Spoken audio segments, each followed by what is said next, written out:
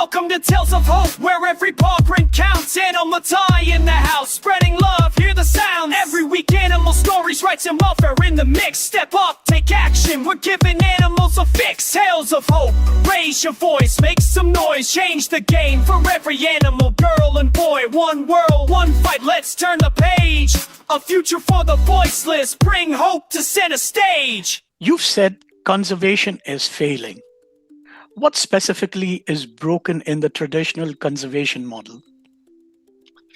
Getting me into hot water here, Anil. Well, I think if conservation wasn't failing, we wouldn't be in an extinction crisis. So I feel that one of the other pieces of work before COVID is that I was in a collaborative campaign with Nature Needs More. And we were looking at the legal trade in endangered species, one of the most lucrative trades in the world. And yet the trade system hasn't been modernised since it was implemented in the 70s. It's still paper-based. It doesn't integrate with customs. And so there's this whole piece around the legal trade. And I think at the time, the value of that was something like 420 billion. It's just extraordinary figures. And I might have to confirm that number. It's a long time since I've looked at those stats. But the legal trade is something that conservation won't even be engaged with. So in the COP19 in Geneva, there was a presentation by UNTAD and the Swiss government, who were working with the Sri Lankan government and CITES to develop an electronic permitting system. Like, you would think in this day and age, electronic permitting would be a prerequisite for anybody involved in trade, and specifically in endangered species. Nobody, but there was a few Australians, a New Zealand team, but none of the large conservation were in the room. I was like, why? And so they looked at it, that if they were in the room, that they would be supporting legal trade. It's like we were told by Homeland Security at that conference that if the legal trade in endangered species was modernised to electronic permitting and this system that had been developed, it would decisively close down the illegal wildlife trade. Now, if conservation was savvy, it would be fully supporting this and getting it implemented to all 193, 196 countries. It can't be successful unless all countries implement the trade system. And it could be implemented at that time for $30 million. So you look at the hundreds of million dollars that go into anti-poaching, you look at the hundreds of millions of dollars that go into all sorts of other programs. This one program could decisively close it all down. Electronic permitting. So why is there a pushback, or why isn't it being implemented? That's a very good question, but as I think we've been debating, or we've been talking about it, it's more of the financial economics that is there, and I think people with more financial powers are the ones who are the ones pushing it back, because that's where it's. I don't know how much they're going to hoard money and how much, it is. That's a different topic altogether. Is how much is enough. To be honest. Well, this is how captive breeding feeds into the legal trade system.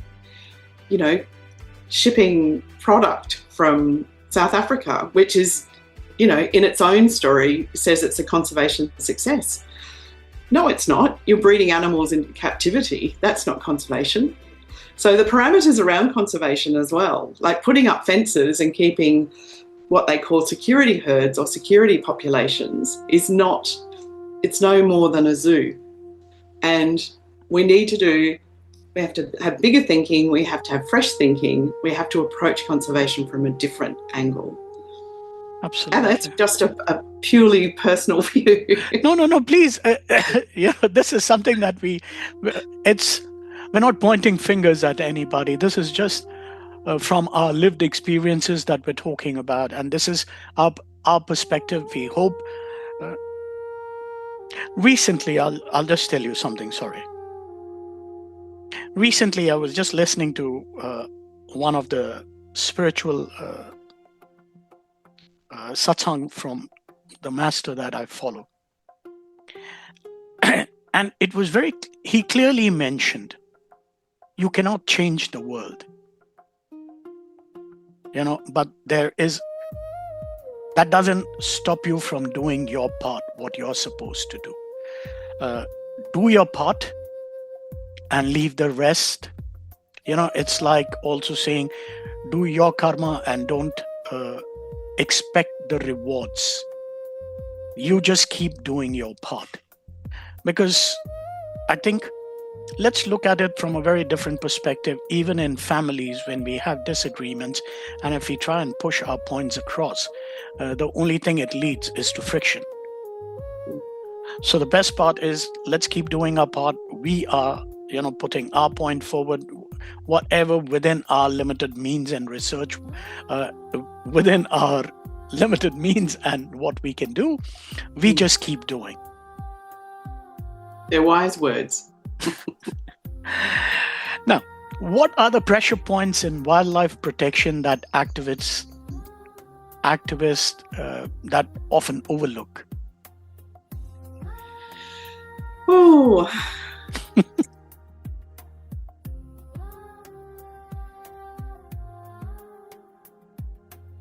Well, times are changing so quickly. I would have said previously, get to know your local MP and make them aware of some of the issues, because a lot of them don't even know.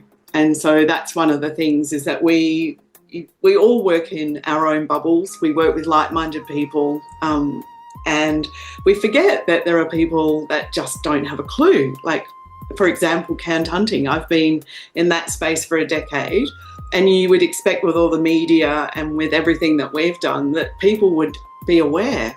The industry still continues. Tourists and volunteers from Australia still go to those places. They still participate in the volunteering experience at $1,000 a week, and shocked when they find out that they're being part of the system. So I think activists also have to support each other. It's pretty dire. It's a terrible space that some of the things we have to witness. But I think what you were saying before is that we just have to continue to play and do our part. What your guidance is, we all have different roles. And I think if people could just embrace a level of kindness towards other beings. In Australia, there's been this rhetoric for decades about this war against cats. Cats, and we know the spiritual meaning of cats. And so in Australia, it's like cats are responsible for wildlife disappearing. So we need to make sure they're kept in houses, they're not allowed to go out. There's a whole campaign using really deadly poisons to poison them.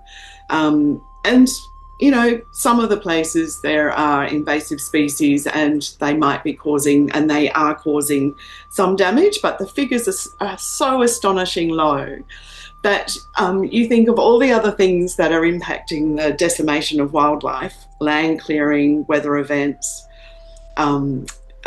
toxins, mining, urban spread. That's not mentioned. It's cats. The cats are responsible for wildlife. And there's this war on cats in Australia. So, you just think, come on, the diversions, be aware of all of that. Really understand that there's a lot of media around diverting us away from the main causes. So just be well-read, well-informed, and be courageous, because if you're not doing this piece, who else is? The reason I laughed at this is because that's the same thing we're facing right now here in India, is because our judiciary has been pointing everything towards the dogs. Oh. It's like what you said. In Australia, they pointed at the extinction of wildlife is due to cats. But here in India, we're doing the same thing.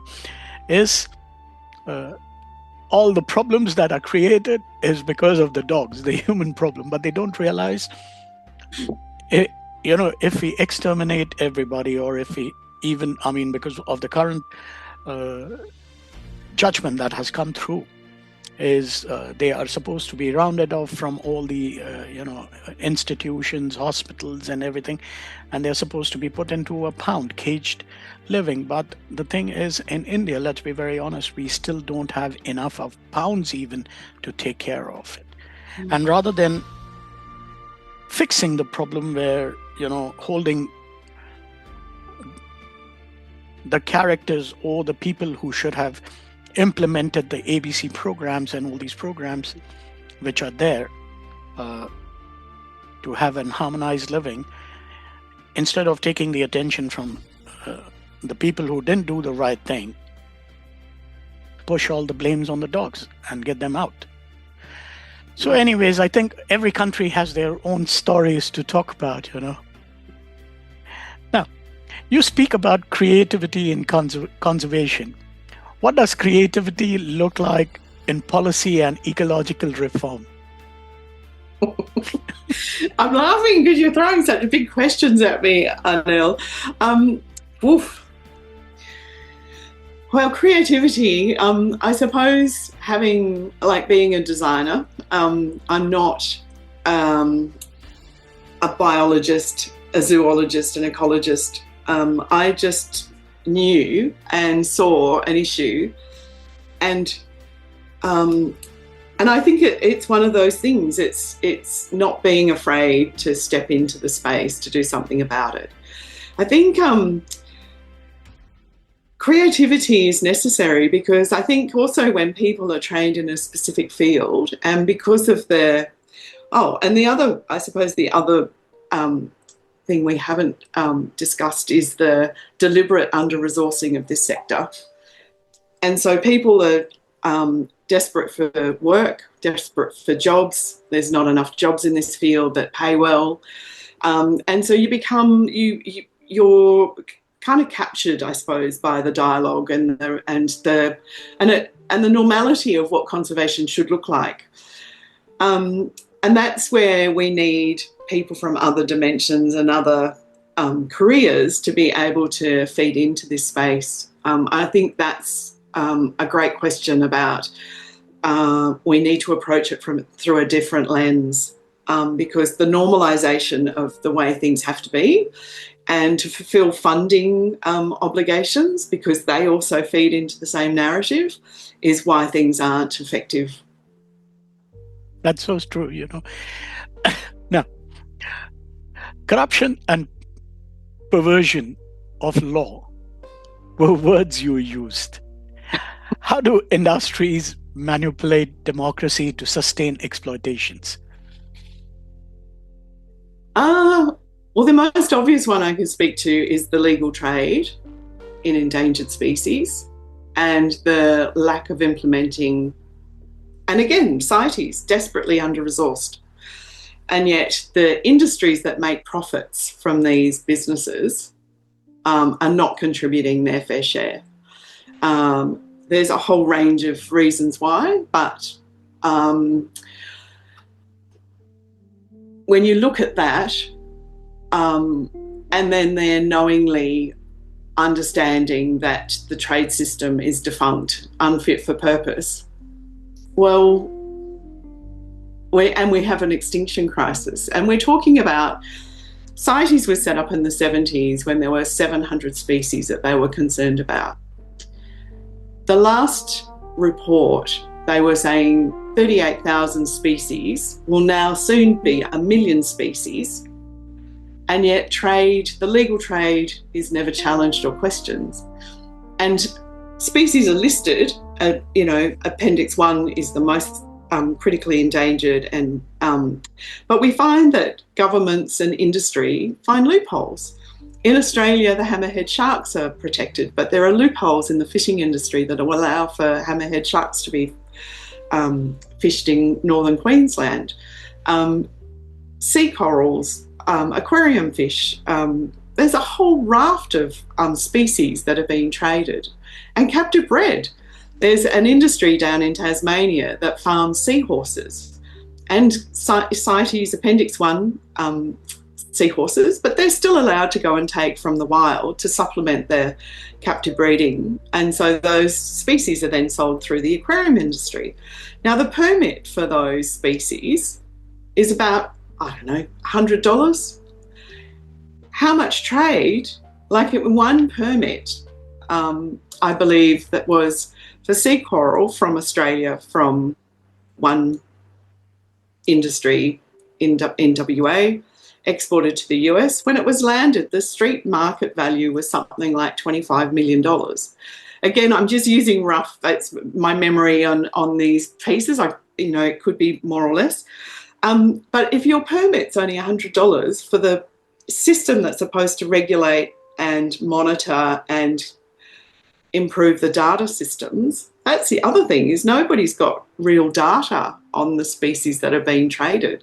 So you can trade these species without having to demonstrate that your harvesting has an impact on the environment until it's too late. So if you want to know about corruption and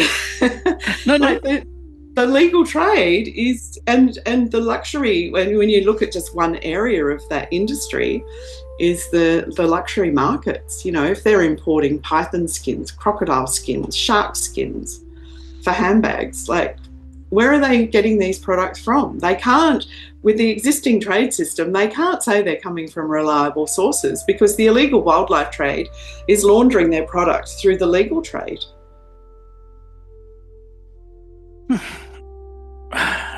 Because I remember when I used to be back in Taiwan, even there used to be a street where I think this was in early 90s, because I spent my early 90s in the Far East. And I remember a lot of my clients who used to come into to Taipei because they had heard about, drinking snake blood.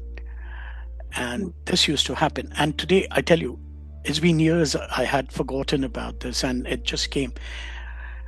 I remember Taiwan used to be one of the very big, it used to be a very big thing for people, coming and drinking this snake blood, because it said it had some medicinal and all those stuff.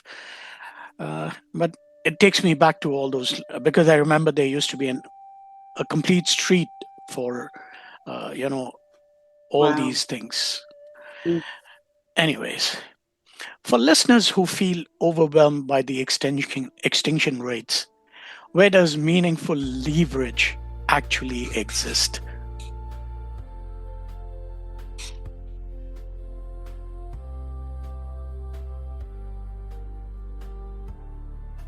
I would say it's easy to be overwhelmed, and we're not solely responsible for it.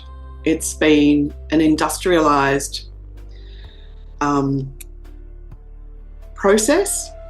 And I also believe that if we come back to our spiritual hearts, is that we've domesticated our own wild hearts, and in that we've domesticated and continue to domesticate everything around us. We are wanting to farm every living being. We're wanting to commoditize every living thing, whether it's plants, whether it's animals. Everything has a commodity, and everything is becoming a commodity. And I think that's the sad part of the human nature. So I think we all have a responsibility to find that inner core part of ourselves, that wild part of self, and reconnect to nature. And I know it's a thing, like everybody's using this, and there's lots of people doing forest bathing and various things. I think all of those are really, really valid.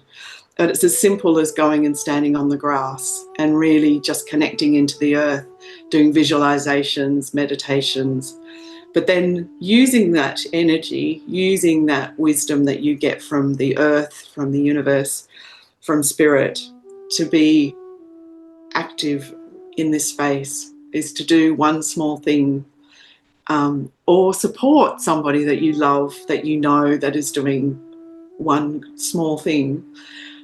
with caring for your local dogs, imagine if people around you also contributed, even if one person was to offer one bowl of food a day, or it's all of the things that we take for granted. In Australia, coffee's a big thing, and it's very expensive. It's like $6 now for a cup of coffee. People can't equate that to giving to charity. So it's whatever small amount you can contribute, and whether it's your energy, your skills, your adding an extra tin of food on your grocery shopping to contribute to the dog shelter or the cat shelter or a wildlife rescue. Just whatever you have in your capacity. And if you don't know how, then make a call to somebody, a group that you know that's local. And I would say that as well, is that the grassroots organisations that I know are doing the heavy lifting. The big brands, the big global conservation brands are exactly that. They're brands, and a lot of money spent in a range of ways. And they, do they have a place anymore, or is it the grassroots people that are leveraging and doing the work? So just make that distinction. If you make a donation to a large brand conservation group and you receive in the mail stuffed toys and notepads and pencils, like, that's your money. So if you want the no frills approach, go and find your grassroots orgs. They're doing a lot of really, really good work. That is so true, what you mentioned, because this is what I've been even training my mind, I mean, this is something that you have to even train yourself, because people on grassroots, we get burnt out every day. It's like, a struggle, a fight. And off late, you won't believe it, I've been running this over and over again in my mind. It's an ecosystem. Everything is an ecosystem. Even right from the person who makes the call when he sees an injured animal is as important as a person running a shelter or a veterinarian.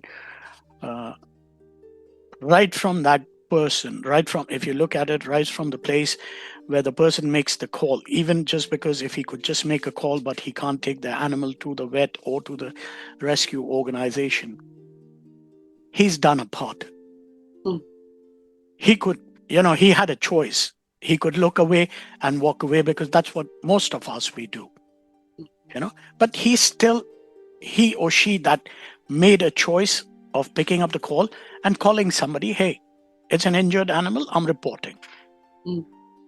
And then, it's a whole cycle of people who are involved in terms of right from picking up that animal, you need an ambulance to take it to the vet and taking care of it.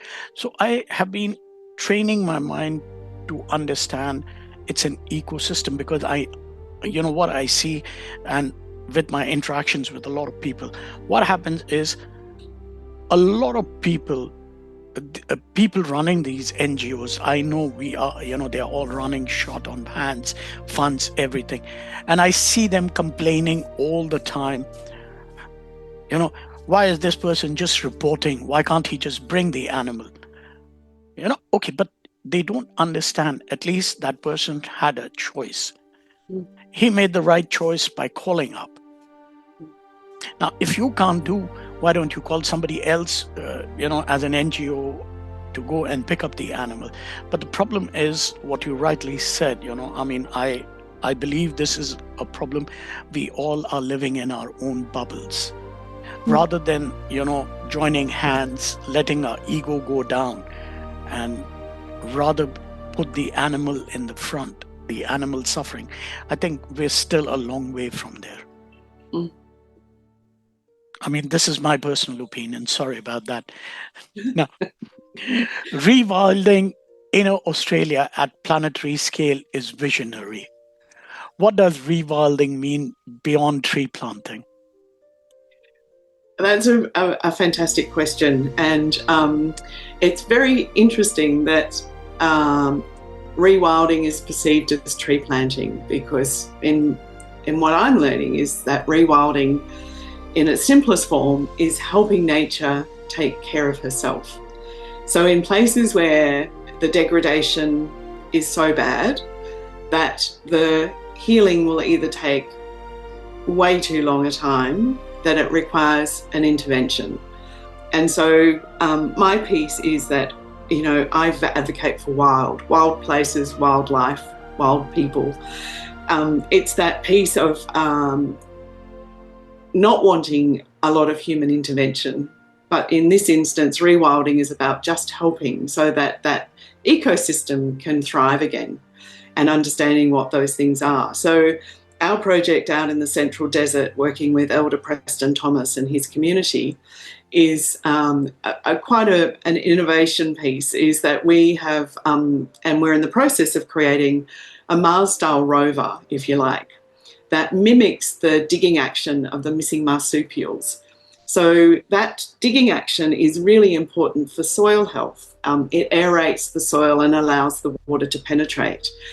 Now, in our colonial period in Australia, the earth has become compacted and hardened and has created a really hard crust. And with the extinction crisis, Australia has the highest rate of extinction in mammals in the world. Those digging animals are disappearing, so that biotubation is not happening, which is, you know, the results of that is flooding, the topsoil being washed away, and the soil becoming more and more dry. So Australia's got this issue of the soil drying out with weather events changing, climate change, etc. So this intervention is to basically mimic that, and in a way of being able to hydrate the soil as a first step. The other thing about inner Australia is that it used to be a savanna, so native grasses. It's all about native grasses, and their capacity with their massive root balls is being able to also draw down carbon. But when you have healthy grasses, then those missing marsupials can return, because if there's not the healthy grasses, just relocating animals to those sites wouldn't work because they would die. It's also the same with there's a project at the moment with dropping seeds from drones. Again, if you're dropping it onto dead soil, there's no effect. And so all of the fire zones that we have in Australia, with all the massive bushfires, we've got this continued issue with the canopies being diminished, the sun directly on the soil, and it's baking it dry and hard.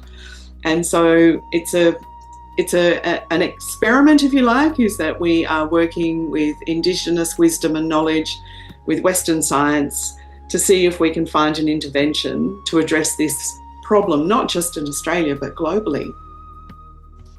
That's so beautiful. I think even we need something like that in India too, because we are also having serious issues when it comes to things like that.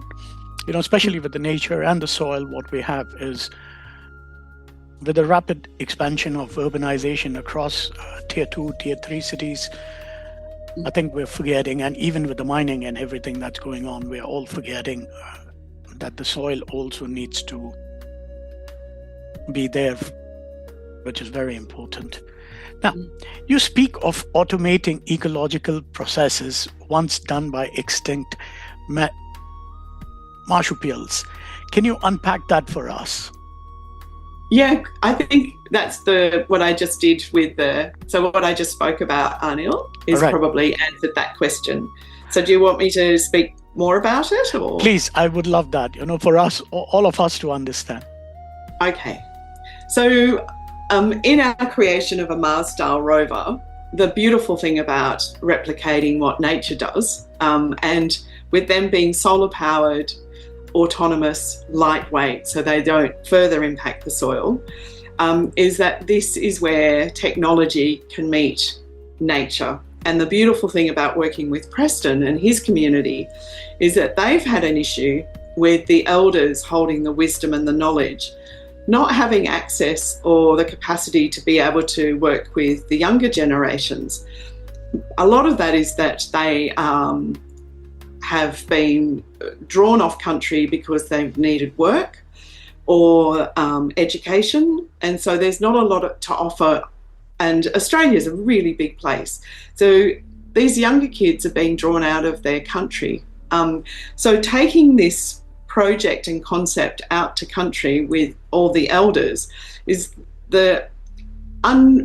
we didn't understand that this would be a benefit, is that we're finding all the 20-year-olds are really interested in understanding how the rovers work, because in time, when we have fleets of these rovers, they will be able to sit at their computers and operate them, collecting data, collecting soil samples, being able to test carbon in the soil, all from their desktops. And like most kids, they love gaming, so it's a beautiful intersection between what we're doing on the country, and it also takes younger Aboriginal kids back on country, also helps the elders who are, and I have to say, are disappearing, which is it's incredibly sad to see so many of these wise people not being able to hand down their knowledge and wisdom to the next generation. So that's part of, we've called it Project Pangaea. So Pangaea, meaning all of Earth, the god Pan, and Gaia meaning Earth. So it's all of Earth.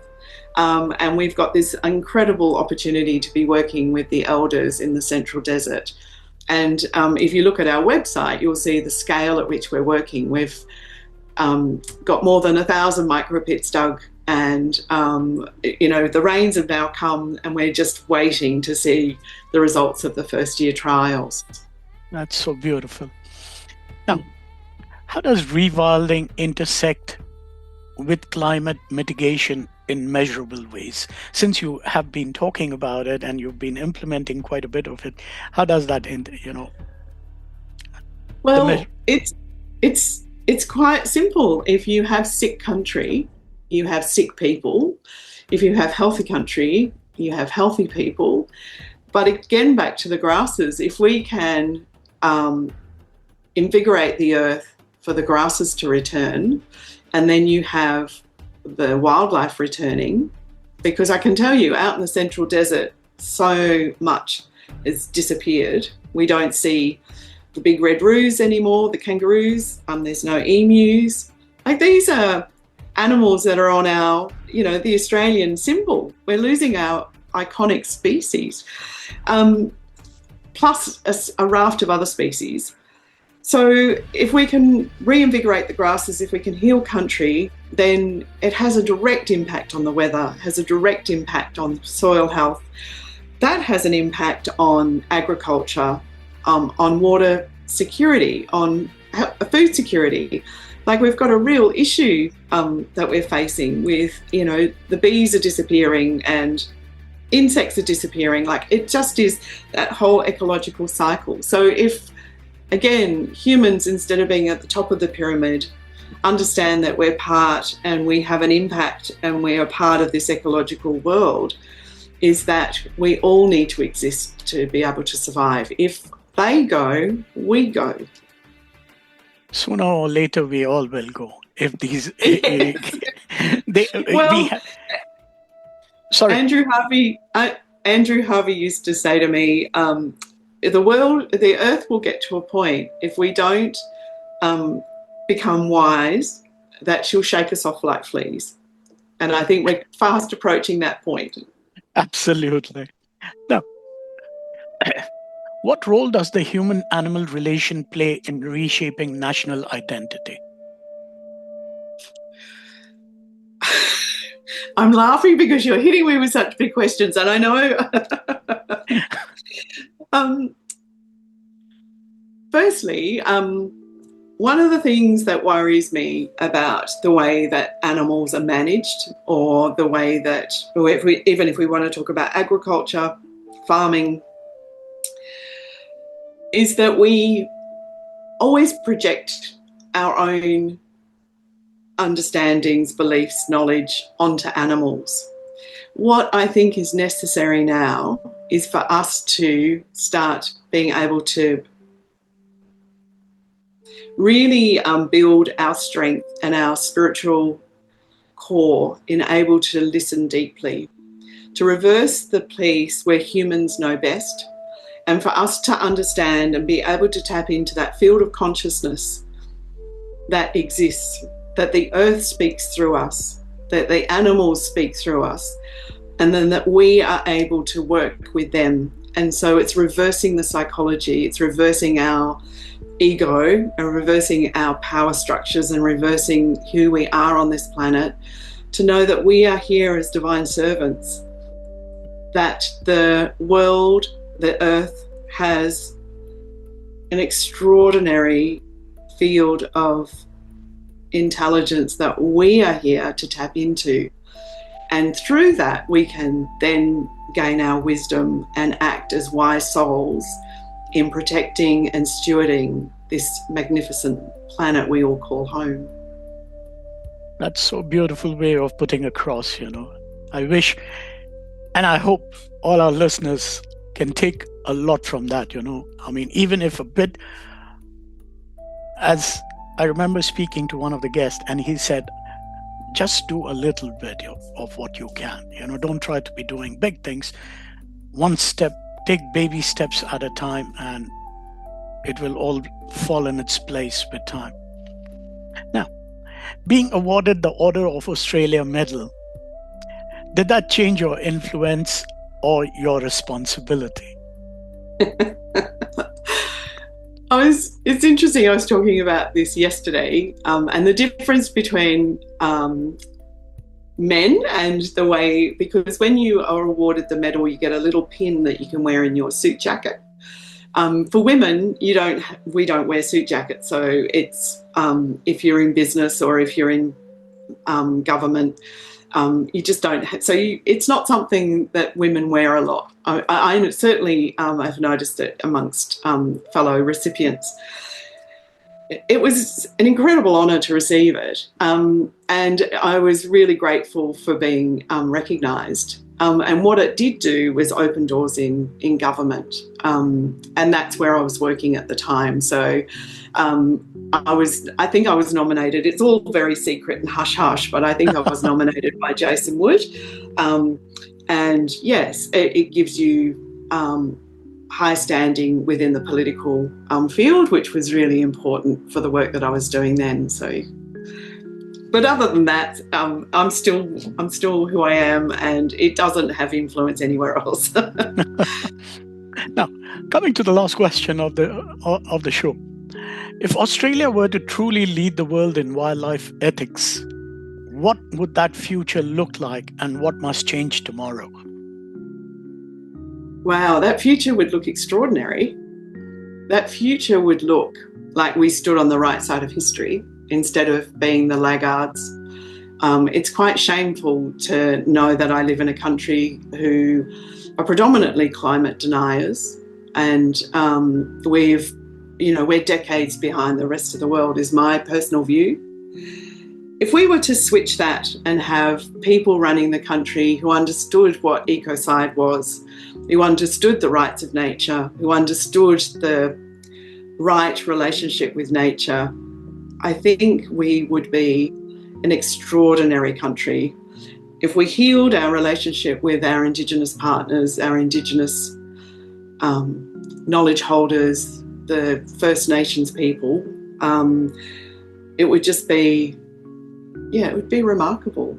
And do we need to have a significant global event to make that happen? I hope not. I hope that the work that's being done by groups like ours and others that I know in the space is that it's gathering momentum, and let's pray for that tipping point, that as we are watching the world collapse around us, that the elites and the corporate structures that have been directing our lives until now, I do hope that we're having a big shift, and that our consciousness is elevating, and we're learning very quickly, because I don't think that we have a lot of time. I think we are at this pressure point for a reason, is that it's we're being called forth to stand up, and to stand in our light, and to stand in our hearts, and to lead from that space. Is that it's no longer okay to lead from ego. It's no longer okay to be driven by profits. Is that we've got a greater purpose here. Absolutely. Now, here, this is where I come. As I was telling you, I leave it as an open mic to pour your heart out, if you need to, if there's a project that you're working on and you need, we all need support. This is where the floor is yours. That's beautiful. Thank you. Well, just thank you, Arnel, for an extraordinary conversation. I've just enjoyed it so much. We've traversed the world in the universe in all sorts of ways. And so I head, as you know, for the love of wildlife, and our recent project is Project Pangaea, which is rewilding inner Australia with our Aboriginal partners. And just a little bit about where we're working. In Australia, a lot of mining money, a lot of investment goes to a lot of the coastal areas. A lot of projects are funded by government and various others, but again, it goes to where there's a lot of industry.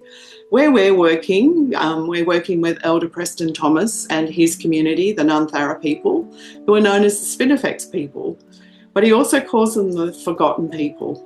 They are in such remote areas, in such exquisite landscapes where history, a lot of people have never traversed. It's just extraordinary land. But his people are really suffering. This community is suffering. There's no jobs. There's a lack of, there's mining work, obviously, but for their people to stay on country, it requires projects like ours. They want to be there to heal country. So if people feel inspired by this story, by what they've heard on this podcast, we're obviously, everybody's looking for financial support. We're also looking for great minds that are in the tech world that are interested in developing our concept of the rover. We're looking for partners in a range of ways, so please get in touch.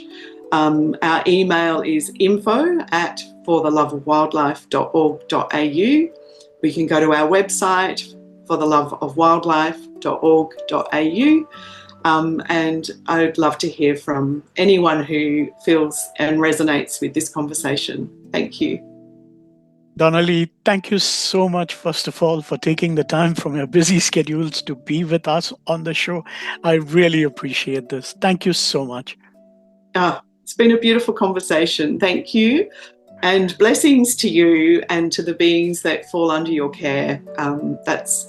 Thank you for everything that you do, Arnel. It's so important on every scale, and kindness is the piece. Thank you.